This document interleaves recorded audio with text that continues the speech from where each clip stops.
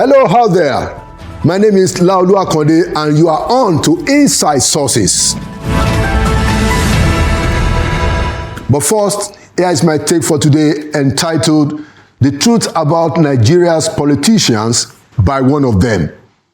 Now, our politicians are doing their things again. Once out of power, many of them will gather together and seek to build an alliance, a coalition, and talk of forming a new party so they can displace an incumbent who is their opponent or who has not brought them in to share in the power. So, they will weaponize the problems of the day and mobilize the people to knock out the incumbents in order for them to get power for themselves. Not necessarily because they can do better or because they can transform things. They mouth the promises of change, but we have been there, we have done that. You fool me once, shame on you. You fool me twice, shame on me. But you fool me 3 times, shame on all of us. Nigerians should stand up and be counted on the side of a need for a national consensus. Let everyone that has a voice in this country not keep silent. Silence when our politicians are spilling out the beans publicly on their own uselessness is no longer golden, except the people who are meant to speak out are also benefiting or they are hoping to benefit in the rot.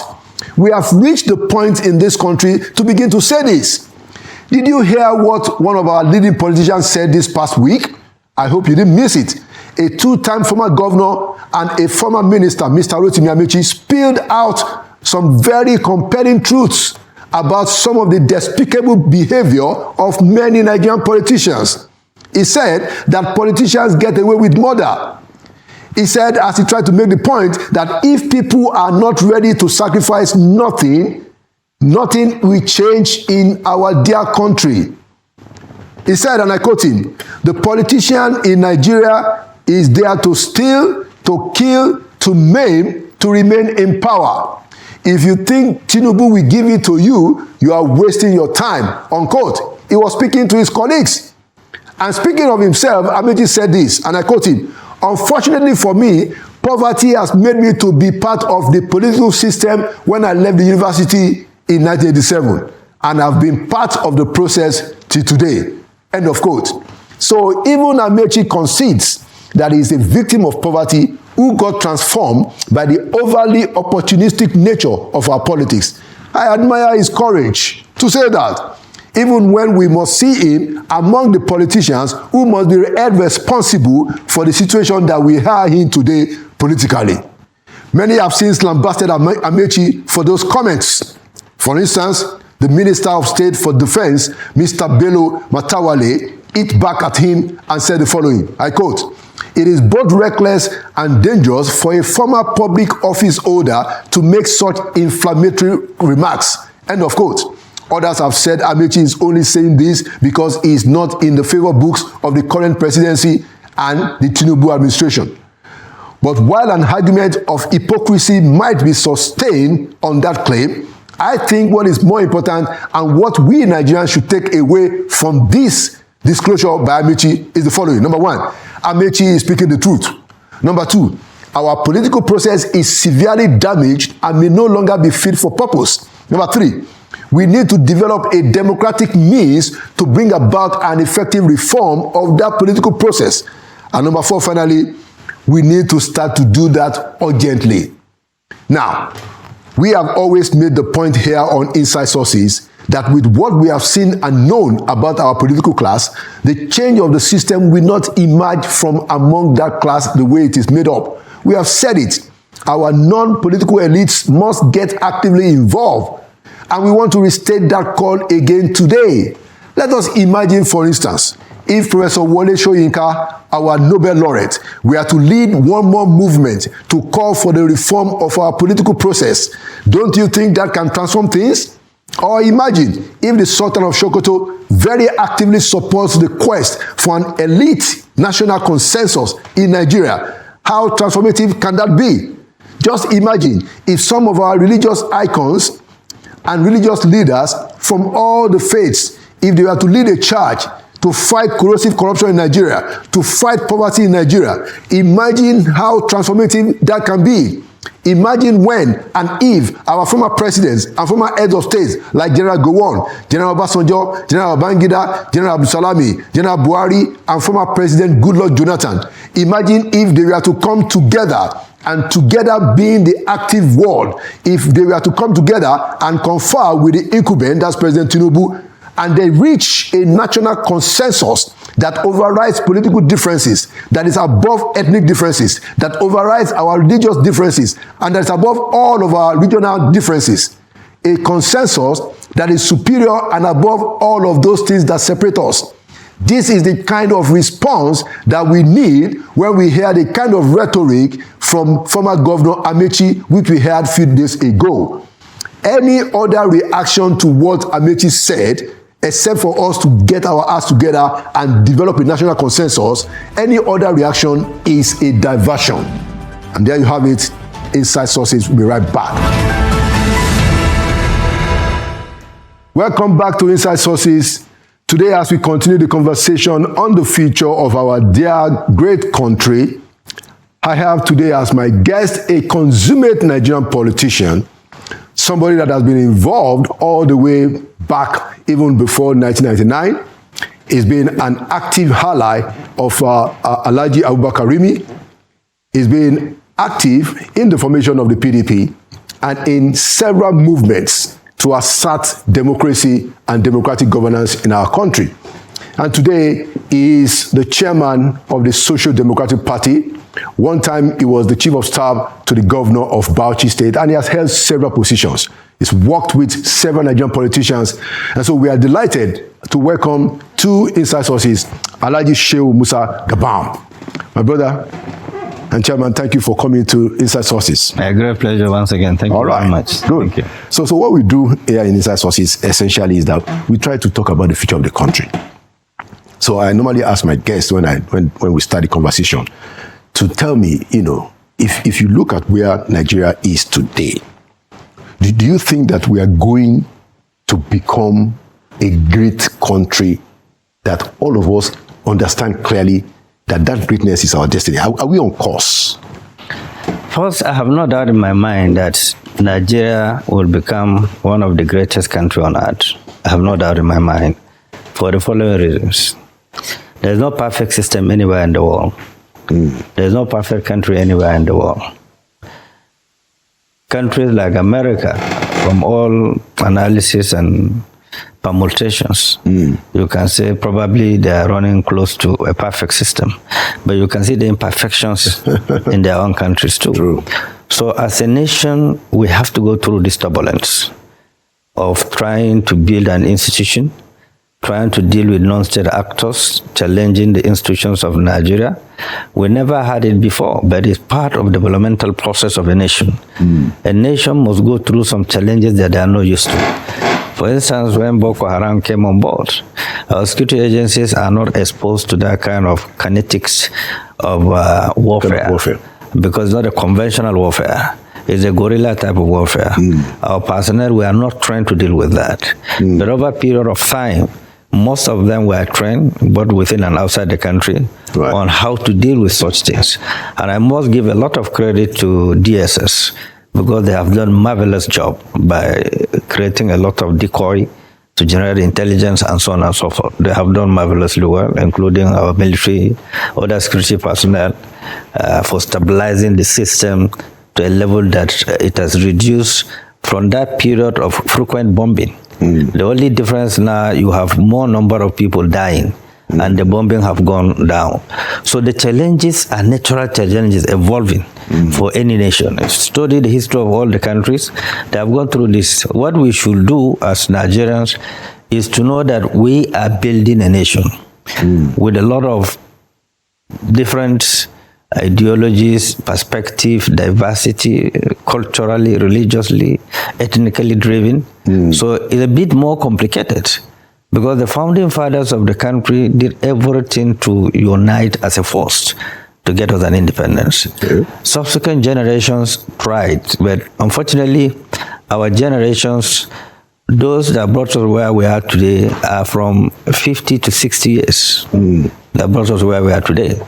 Because we lost grip of building an institution to a personalization of government resources and of power, excessive power, and then becoming emperor when they're elected, assuming that the resources of the state is their own pocket. And that's why you will hear governors saying that I gave you my own money.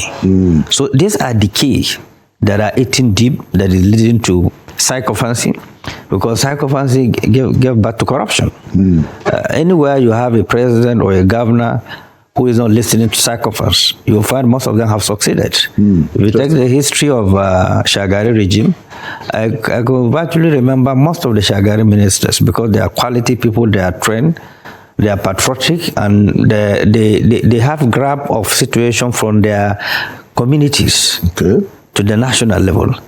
But classically today, you'll find out that they detached between the governors in the states, local government, communities. There's no communication. You hardly get someone from a community that will have access to even call a local government chairman, because they are feeling that the emperors or the calls are a nuisance.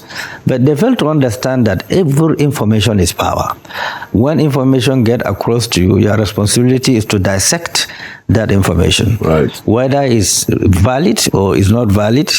And then the one that needs to be converted as a security threat to be handled, it should be handled. But today, most of the elected people, their constituency have no access to them. So this gap, this deficit is very, very massive. Unless we work towards it, our generation will have a lot of questions to answer. Because we have traveled around the world, we have seen the best infrastructures in terms of healthcare, in terms of education, and so on and so forth. So largely where we are today is simply because we derail from the principles of building a nation to a principle of building self and family and friends. So basically this, but we'll overcome it. I'm very confident that Nigerians have capacity to do it. Those who drove Nigeria, we look at their number as of then, in terms of their CV, they are very limited. But look at the number of graduates exposed who are working around the world, Nigerians that are in best places around the world. So we have everything it takes. Well, we need to understand that none of us created land anywhere. None of us created tribe. I did not negotiate with God to be a flying man. Nobody negotiated to be where he is. I like that. Nature brought us where we are. And nobody have the power to fight nature. So what we concede to nature, we concede to nature. Where we have human error, man-made disaster issues, we correct them, since they are not natural disasters. So it's easy for us to fix the problem. If we want to fix it, nobody will fall from heaven and fix the Nigerian problem. But you know, thank you for those very insightful opening remarks. So how do you think we can make that turn around? Because as things are today, you know, there is serious poverty, you know, multidimensional poverty. It's not new. It's been out for a while. I agree with you that the security agencies are doing a good job, but there's still a lot, even in that area. You know, and then there is, in my view, corrosive corruption in the land, which distorts everything. You know, so Chairman, in your own perspective, how do we turn? What are the things that we must do? Do you subscribe to the idea of having reforms, sectoral reforms, political reforms? You know, I'd like to hear your views on those. These are inevitable. Reforms are inevitable to any realist who understands the global power. There's no way you can keep on living in a primitive era. Meanwhile, the world have shifted into digitalization, AI, and so on and so forth. It's inevitable. But what you need to do first, you must deal with the fundamentals that led us to where we are today and create deterrence. I can give you an example. Before the swearing in of former President Obasanjo, there was an intelligence that was generated. That was in 1999. That there are potentials of pocket of crisis in the whole 6 geopolitical zones of the country. In all the 6 zones? In all the 6 zones. So decisive action needs to be taken once it's spearheaded or it pop up. And then Whether anybody liked it or not, Obasanjo was a decisive president. He took tough decisions. And those tough decisions he took humbles the country and stabilized the system. You remember the first crisis in Zaki Biam, where soldiers were beheaded. No country will tolerate that kind of people taking laws infamy and slaughter people that have signed their death warrants already to protect in defense of the country. No matter the grievances, the anger, no matter the aggravation. No matter. We are an institution, we are a nation. And that is why all countries that have security agencies is for deterrence. Now, it happened in Odi. He was on top of the game. And then a few governors that are behaving as emperors, they were also removed. That shows that nobody is indispensable. But governors, a lot of the governors that were removed under Obasanjo were done not democratically. But I see your point. Don't worry about that. When you find yourself in a quagmire, at the point you have to break the law to correct the law. If you don't break the law to correct the law, there will be anarchy, there will be lawlessness. Everybody will feel that it's above board. Well, people think that the moment you start to break the law to correct the law, there's already lawlessness. It's very controversial, Chairman. Well, it's controversial to people who don't understand the power play. The power play is very dynamic. You cannot be a president simply because you want to please everybody. If you want to please everybody, the consequences will be beyond control. But the deterrence is simple. For instance, you cannot sit down at the president and commander-in-chief. I'm giving you an instance. Like Lagos, like Kano, where you have commissioners of police, director SSS, civil defense, brigade commandants, AIGs, DIGs covering the zone. And a fundamental crime will happen. And the people will go free without being detected or being arrested. Then what do you do?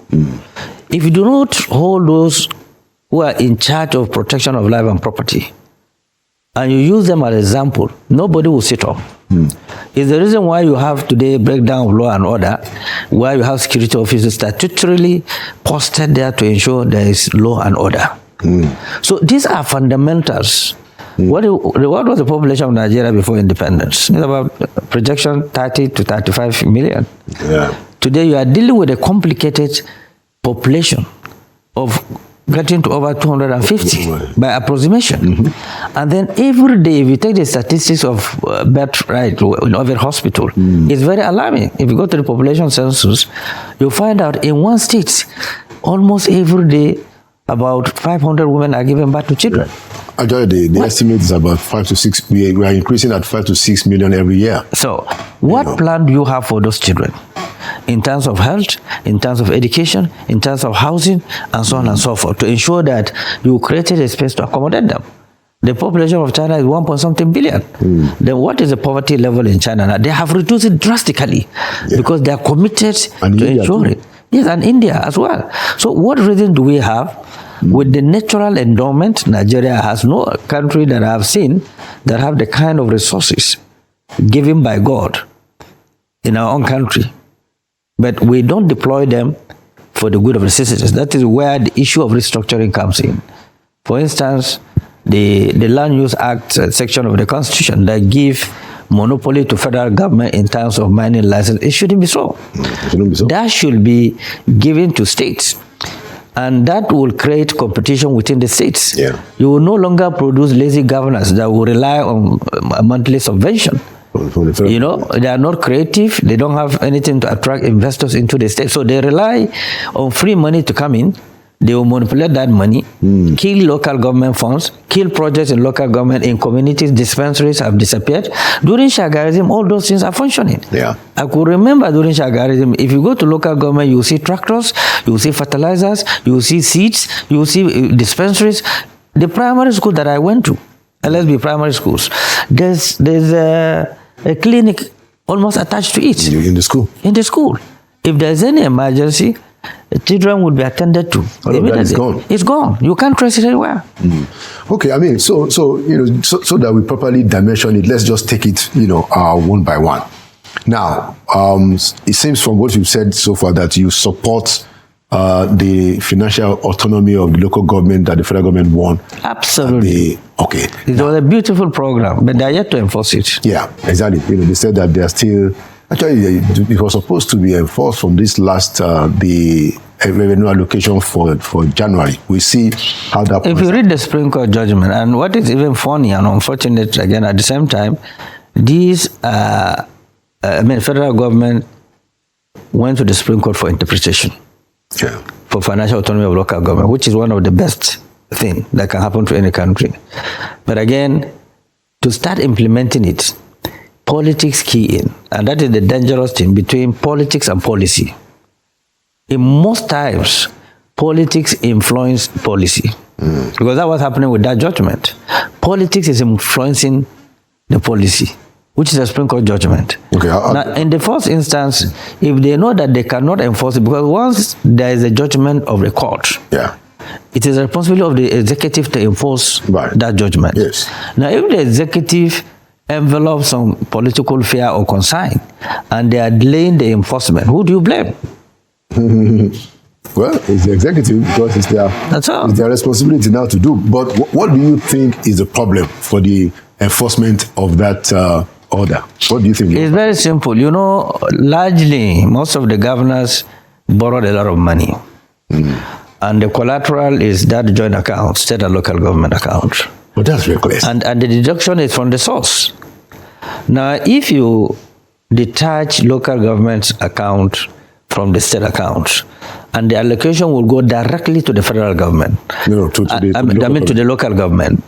And the law says that the local government chairman will administer that money because he has his own assembly. Yes. He has speaker of the local government composed of councillors.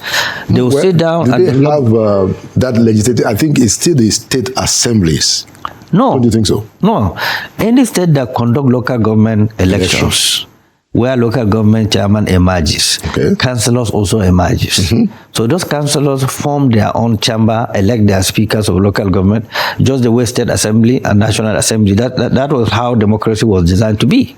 Okay. So because those ones are the ones to sit down and look at the needs of people of the local government, of the community, what is basically needed, what are the priority areas, and based on that and based on the allocation, they will start executing those programs. Okay, but you are talking about the problem.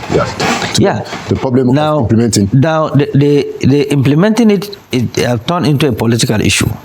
The moment you detach the local government's account with the states, they will find it difficult to service the debt. They will find it difficult to pay salaries. That's the states. The states. So the politics is that the federal government is concerned, and that is why I was amazed when I saw the president saying that no, governors are still in charge and control of local governments irrespective of what it is. So these are the contradictions that are very sharp, that are very sensitive, because if you know that you don't have what it takes, the courage, the dexterity, and the audacity, why did you go to the Supreme Court for interpretation? What do you think should happen? There should be immediate implementation because the Supreme Court have delivered their judgment.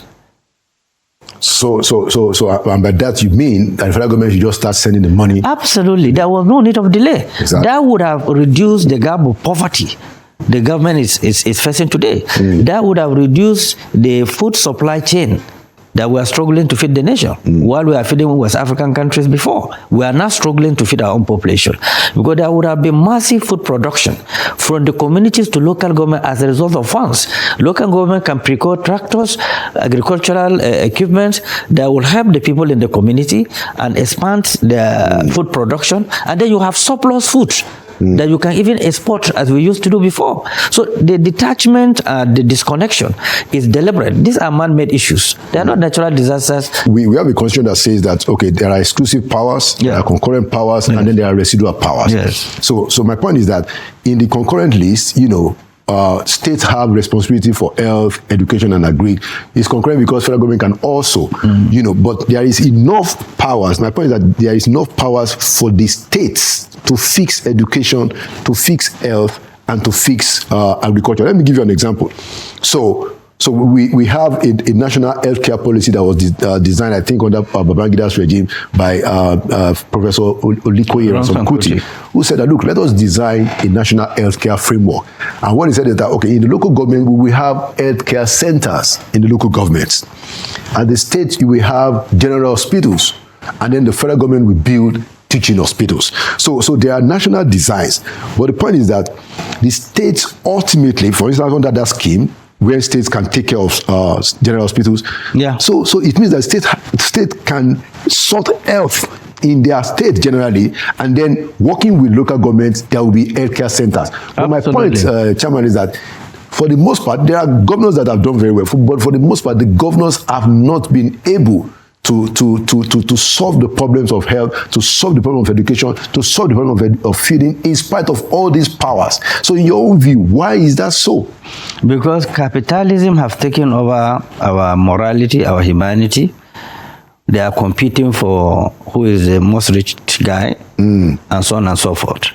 Now, a typical example that I can give you, right, despite resources will be allocated to local government directly. Right. The governors have power of supervision. Yes. Okay? The governors, that do not stop the states from building and befitting hospitals in local government. Yes, of course, yeah. Okay? The state hospital will have to be somewhere. Yeah, so have to be somewhere. They can distribute it according to the peculiarities of their states. Right. But you hardly get that because, like I said, if you take statistics of the borrowing system, the governors have undertaken, right, and the repayment system, you find out some states have been mortgaged for in the next 20 years. Have been mortgaged. Wow. And if you go on ground to find out what happened to that money, you cannot trace it. You cannot trace it. And you find out that largely what is responsible for this is because you have state assembly that are just rubber stamps. Because they have the power to impeach a governor if you have done something wrong. But, so none of them have that audacity to say, Mr. Governor, our country is going down. Our citizens are being malnourished. There is no medical health care to take care of them. There is no subsidy in the health sector. I don't know any state that take care of even malaria-free, treating people who have malaria and typhoid. With 2,000-3,000 naira, someone cannot afford that he died of malaria. How do you justify that? Terrible. Now, governors in our constitution have excessive power, and that's why they have immunity. Yeah. That immunity is the cause of all this problem that we are having.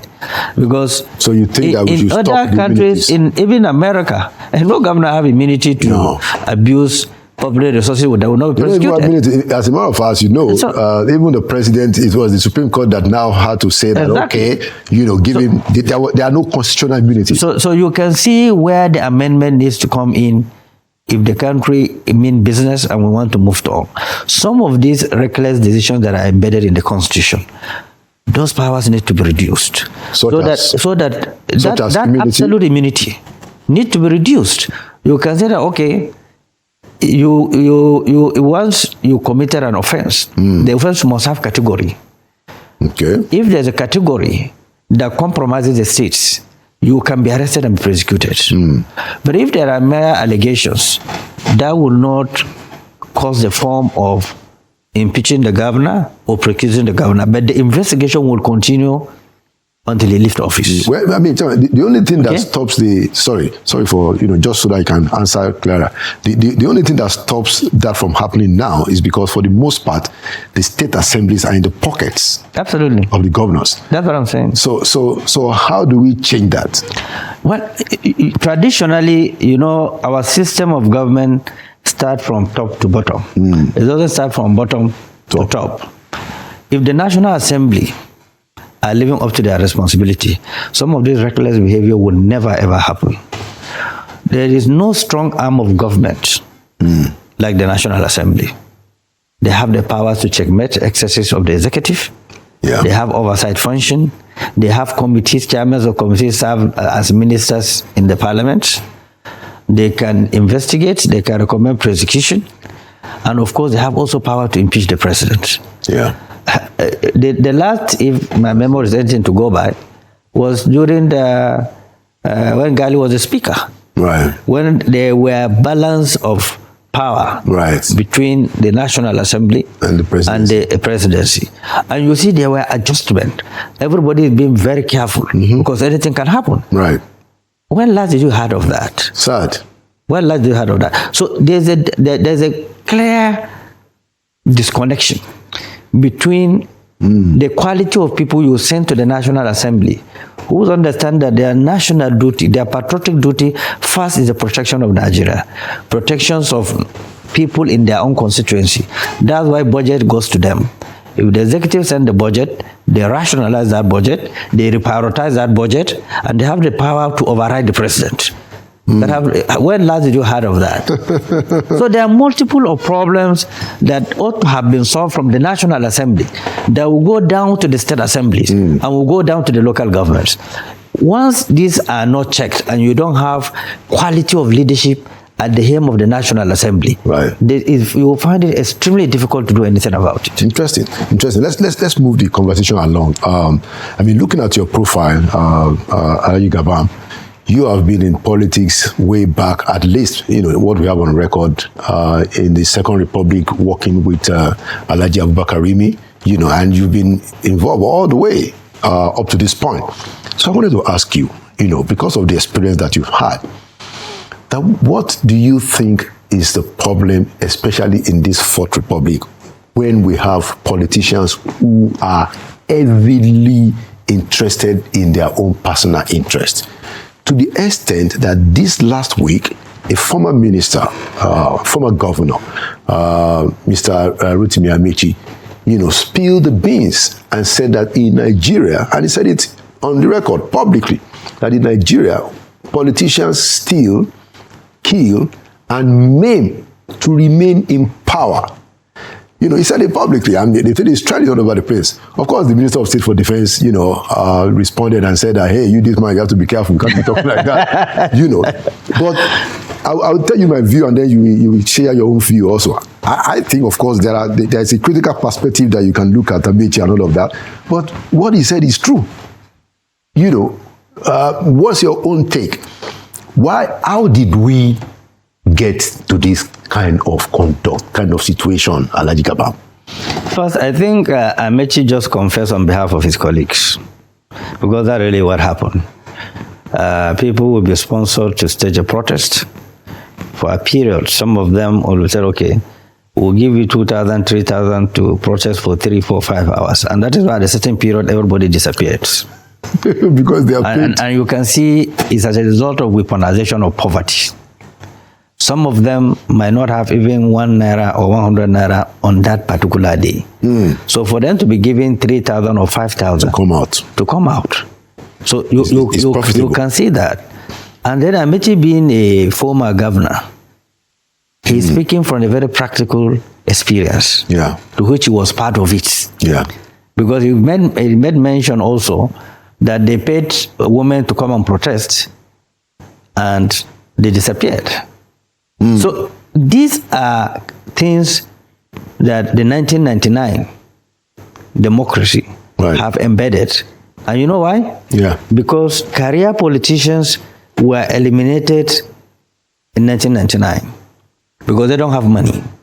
Now, some of these people that are in power today were roaming around military administrations, doing some contract, have some resources. So they took advantage of that and took over the political space. They monetize everything, and they buy everything. Okay, so when you say career politicians, do you mean the people that have experience in politics? Exactly. Compared to people who don't have any public spirits? Okay, let me give you an example. Yes. The first pioneer chairman of PDP is late Chief Solomon Lar. Yes. When he was the chairman of PDP, you can see leadership. And you are a founding member of PDP, yes, so you know what you're talking about. Yes. Very classical, democratically entrenched, straight ahead to the issues. If the federal government is not doing something correct, it's the responsibility of the party to correct it based on manifestos of the party. Very important point. So when that wasn't going well with the establishment, then they booted him out. Since then, PDP have never had stability. So that he was booted out by, how was he booted out? Yes, well, because interest shifted. Those in power feel that maybe he's too powerful for them. Is it not the president that booted him out? Well, the president you can accuse the president because he's the president of the country and it's his own party. And he ought to have protected that party that brought him campaigned for him, made him the president of Nigeria. What he ought to have done is to strengthen the fundamental of that political party so that to serve as a lesson to other platforms, to build institutions that will train future leaders, because that's what party is all about. True. Anything short of having an idea of building a generational leadership, what parliament is all about, what being in executive position is all about, you cannot get it right. So Chief Solomon Lar was too powerful for them because his CV is very rich and is charismatic, and he has been a former governor. They campaign around the country, they understand the dichotomy. So you can't come and start telling him stories. So since he's not somebody that they can toy around, by virtue of his age, his experience, his weight, politically, his status, all they can do is to find a way to edge him out. Which they did. So now, that was the foundation. That was the foundation. Now they started calling people and appointing them, without even going. The convention largely was state managed. So Chairman, you've made a very important point. So this was how we got to this space where party has become nothing. Nothing. You know, the presidents do whatever they like. The governors do whatever they like in the state. How can we get back to a situation where we have a dignified political process where one person does not get to call the shots? Why the president should run the government, you know, in the federal government, the governor should run the government, but the political process. Let me give you an example, and we will mention names because he said it publicly. The current minister for FCT, he said, you know, in one of his engagements regarding his dispute with Governor Fubara, that he paid the forms for every member of the State Assembly in Rivers State, every member of the National Assembly in Rivers State, and for the governor himself. He said that he paid the money himself. We have gotten that bad. So, I mean, what I'm asking you is that how can we have that kind of situation and then we hope that we will have any serious democratic dividend? We have a long way to go. NPN wasn't a rocket science. It was a combination of sophisticated Nigerians, brilliant, committed to the development of the country, that put together that structure. And they put their weight behind the leadership of the structure. They don't compromise. They don't undermine the power of the institution. That's what makes NPN to survive. With that, they started with Alex Akinyele as the national chairman of the party. Yes, once he's not there, the president cannot preside over a meeting. And the president must be seated before the national chairman comes in, which is the reverse today. Wow. That was it. And then you have discipline, you have decency, and you have process of checkmating excesses of governors that are turning into emperors. Because part of what you have said is what leads to people think that they are emperors. They can install their stooges. And unfortunately, largely 80% of those stooges they are installed turn against those installed. Because there's no way you can cheat nature, compromise the entire country, compromise the entire state, and have your way. The law of karma is in everybody's doorsteps. Before, it takes time, but now it happens immediately. Immediately. So there must be, like I said, a deliberate and intentional program to strengthen political institutions. You can see political parties are employers of labor. Because they have staff that they pay every month. Every month I have salaries to pay in my office. But there's no subvention from anywhere. Not a dime. During the, I think, whether Obasanjo or something regime, there was money appropriated to INEC to be giving some allowances to political parties to take care of salaries and so on and so forth. But then people started racketeering and profiteering from that. And more parties were registered because of those small amount of money. It's about 5 million or 10 million, depends on the size of the party. Every month? I think quarterly, 3 months. Okay. Now, based on that, over 100 political parties were registered because of that money. And then Professor Jega, when he was the chairman of INEC, recommended that allowance should stop. And that's how it was stopped. But then now that you have less political parties and you want to build the institution, you have to reduce the level of unemployment. You want the political parties to create leadership processes that will reduce trust deficits between citizens and the government. Largely what the government don't understand, or the presidency don't understand, including this president, is that the easiest route for them to get the trust and the confidence of the citizens is to have a synergy between them and leaders of political parties. Parties have structure up to the polling unit. There is no establishment that have structure up to the polling unit.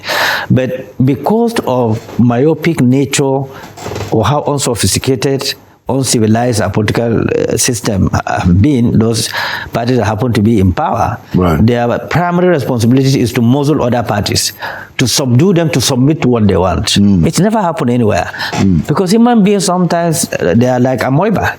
You can hardly define what they will do. They keep changing. They keep changing. And so if you don't have the system that will be interfacing with them, and they also serve as a chain of intelligence supply to the entire country. Because we want to get undiluted intelligence. It has to be from the community level. Okay? And then if you don't have a president that is well vast in terms of knowing the country, you will find it very difficult to deal with it. There should be a president, if there is trouble, for instance, in Sokoto, he doesn't need to wait for security report before he acts. He will call his political allies in Sokoto to hear exactly undiluted information what is going on. And he can direct there and then resolve it immediately, even before the security report arrives. So you must have solved the problem before intelligence come to your desk. And later on, those that are found culpable, you can deal with them. But the problem has been solved. So these are major fundamental gaps that eroded our behavior and complex key in. So nobody can talk to the governor. He will abuse you. He's an emperor. You dare not talk to him. You dare not advise him. The same thing applies to the current government. The moment you advise them, they see you as an enemy. But they forgot that some of the political parties stood by the INEC at the point of announcing the election because we don't want anarchy to ensue. Okay? Like what the former vice president have said, that there are monthly 15 million allocations to political parties. That's a former vice president article. Yes, and is that true? In that moment, is that true?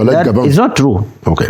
For me, as SDP, I'm not speaking for other parties. Okay. But I can tell you there is no single transaction between SDP, the federal government, or agent of the federal government, or representative of the federal government. There is none. Very good. Never. We are not designed to compromise institutions. We are trained to build institutions. And the moment you compromise that institution, you won't have the audacity to come out and speak because your conscience have been compromised and you have compromised that institution. And then the victims will be unquantifiable. And then some of them will never forgive you because those who are aspiring to leadership position through your institution, you compromise them, they will find it difficult to forgive you. Because it's like destroying the whole system. And that's why we have multiple political parties. So if the government don't want opposition, they can as well amend the constitution so that we can have one party system. Well, that's never going to fly in Nigeria. Now, as we begin to wrap up, at least I have two more questions to ask you. So, I am of the view, I'm going to tell you what I think, and then I will ask you to make your own comments. I am of the view, I haven't looked at the system very closely. Was involved myself for 8 years as an aide. I'm not a political actor, but I sat down there and I watched from very close quarters, and then when I came out in the last 2 years, going to be 2 years in May, returned as a journalist, watched the system from outside again. I've come to the conclusion that we can't possibly fix the political process if we don't involve people outside of the political process. Because the way it is now, the politicians are benefiting from the process. It's the politicians who are not in office that are not benefiting. But for the most part, even in the National Assembly, there is no serious opposition. Even the political parties that are not in power, you don't see a strong, vibrant opposition.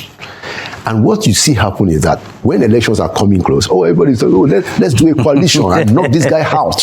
Which was what happened in 2015. Yes. That, all of us came together. Some of us left. I left New York because I said, this is it. But look at where we are today at Alhaji Kabam. Yes. So I think that we need everybody, particularly people who are not currently in political positions or who don't have any interest in politics, to come out and reform the entire system and say that, look, we don't need an INEC where the president or the governors can control. We need a situation where all of us agree that we must fight corruption. We need a situation where all of us agree that we must fight poverty. We need a national consensus, and politicians by themselves alone, they can't solve the problem. No, it's not correct. You see, it depends on who you elect as a president, because there are two layers. There are political appointees that are highly experienced in terms of management and adding value. And then you have the technocrats that are responsible for drafting policies and ensure that there's compliance in executing those policies. Okay. So if you have a combination of these two, there's a semblance during the Obasanjo's regime. He has a technocrat set of teams that are vast, that have experience, network across the world, and then they do comparison of policies of other countries and what they need to do. Right. In fairness to the system, the standard they have set is even what is keeping the country today, but there's no follow-up to that effect. What in terms of political parties, outside and what I don't know, it has to do with what did the federal government really, or the party in power, how do they view Nigeria? Do they view Nigeria after winning election that Nigeria belongs to them? That we don't have shares in Nigeria anymore as Nigerians? We have no right to contribute. We have no right to add value. And then when you add value, the Justapo operation will start. You will be arrested. You will be prosecuted. Your security will be withdrawn. Like I'm a victim. So you're a victim. Yes, of course, because my security were withdrawn. Why? You are a national channel. I'm still waiting for information. I've petitioned the IG. I reminded the IG. There's no response up to today. I mean, your party is clearly one of the more leading political parties in this country. I'm not concluding, but you can see there must be a political undertone. But I don't care, because some of us are products of guts. Those who trained us went through the same process. My boss, Let Remy, was sent to prison fighting to restore democracy, and a host of others. We were trained by some of the best, like the Cicero, Jim Obodo them, Latif Jakande them, and what have you. We interface with some of the best brands, and what we do is to pick the best out of them, and inculcate it into our system, and make it a national policy. I'm 100% a Nigerian. Those who made me who I am, sitting here today, are not just my tribe or my religious people. Are collections of Nigeria that imputed into me and make me to believe that my total loyalty is to my country. So I wouldn't be part of compromising Nigeria unity or interest in any way or manner. So there's a difference between our sets that were trained to be patriotic, to build institutions, build leadership recruitment, than people who jump the fence and enter politics without understanding the processes, the protocol that are involved. As we begin to wrap up, please, how do you assess the Bola Ahmed Tinubu's presidency in the last, where it's going to be 2 years in May? Well, I've said this severally. I've been very consistent in my assessments. Economically, they are doing very poor, very, very poorly. There's no any statistics, either deliberately generated or naturally manifested, that suggests the economy is working. So which means the president needs to check his economic team. 2, there will be no investors that will come into a country where the political environment is not inviting, where the political environment is chaotic. Both domestic investors and foreign investors will not bring in their resources, where their resources will not be secured and their life will not be secured. So which means creating a secure environment, a friendly political environment, is the fundamental basis of development and economic prosperity. 2, the president make a very serious mistake by pulling out that subsidy to that magnitude. Because he's not the first president to remove subsidy. What he needed to do, despite the fact that President Buhari have specified in the budget that either in June then or what have you, subsidy will no longer be funded. But as a president that was sworn in, I've taken out of office, you have the power to send a supplementary budget to say, I will refund subsidy for 3 months and do my study of the consequences or otherwise of removing the subsidy. And that will also give him a clear-cut advice that, look, if you are going to remove, maybe remove 5%, 10%, and let us review the impact it has generated for the country. But I believe theories convince him that this will have positive effect in the future. But you can see the dollar crashing day by day. You can see that from the naira crashing. The naira, I mean. You can see from the report we had, government is running through bankruptcy financially. And if you said you just ask CBN to keep on producing naira producing that, our currency will totally collapse. And the economy will totally collapse. It's happened to other countries. We must learn from the mistakes of others. The valuation of our currency deliberately, it was one of the wrongest decisions the government have taken. Relying on on World Bank advice and what have you, without looking inward into your own peculiarities as a nation. You developed your own economy based on the demand and the peculiarities and the acceptability of the citizens. You did a copycat kind of economic policy. You can't survive it. Because if you adopt an American system of economic policies and programs, we are not yet there. Your fundamentals are still weak. You need to carry the citizens along. Look at during the designation of the naira. The economy collapsed to the community level, to the market in the village. People cannot bring out their chickens and get somebody to buy them. No money. There was no cash. There was no act of disservice and disloyalty to the country like that decision that was taken. That was and of course, I thought... That was just before the and I thought that the courage of the governors and President Bola Ahmed Tinubu to go to court for interpretation, which succeeded saved the day. Yes, saved the day, will be a takeoff point for him to restore the hope and the support base, because the trust deficit gap, like I've said, is very massive. Very huge. Two, he should have understood that the vote that produced him, 8-point-something million vote, is almost equivalent to vote that produced Professor Shagari. In a nation where we have over 100 million registered voters. So the voters' apathy is a fundamental threat this democracy is facing. Because studies have shown that in the next election, almost 75% people are not likely to come out and vote. They believe that their vote is not going to count. Now, whose responsibility to restore that confidence and trust that will have credible election, just like what President Jonathan, what happened during President Jonathan? You can see the wisdom, despite some people around him them telling him, no, don't concede. But the man faced reality.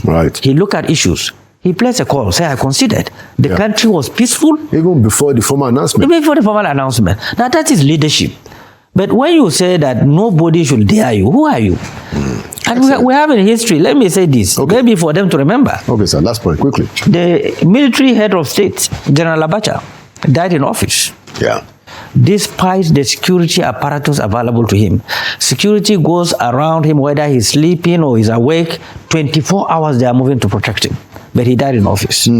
President Omar Musa Yar'Adua died in office in active service as a president. But he left a very sound legacy of revamping the economy. That people make reference. Look at the short period that he was. And he admitted that the process of election that produced him was a faulty one.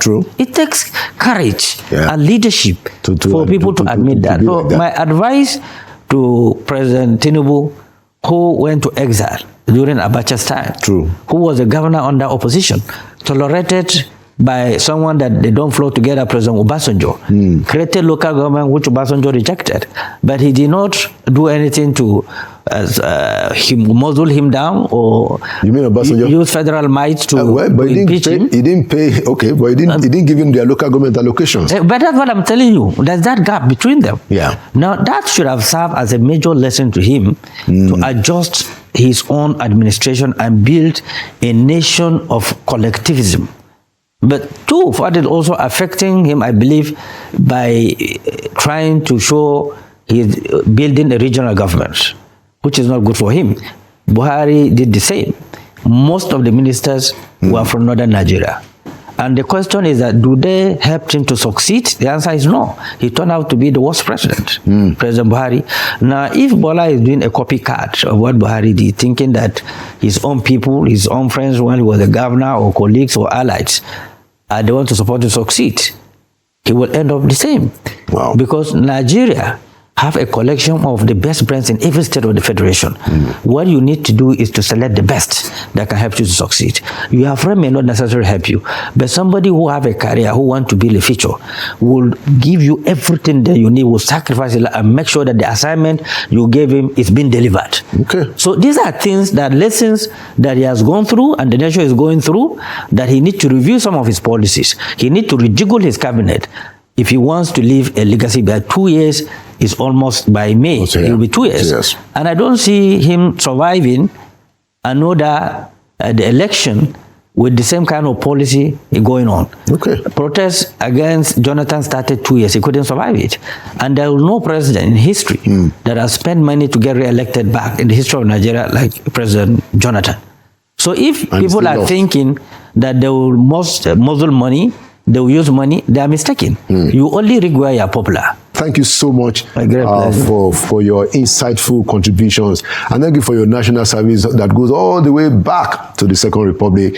And thank you for the views that you've expressed. You know, one of the things that you said that I really like, you know, is the fact that you've worked with the best, you know, whether it's from the north or from the south, you know, and it shows in the kind of advocacy that you put forward. Thank you so much. Thank you so much. And thank you for coming to Inside Sources. My great pleasure. Thank you. All right. Yeah. And there you have it, another edition of Inside Sources. Like we always say, Nigeria will prevail. It means that Nigeria will win.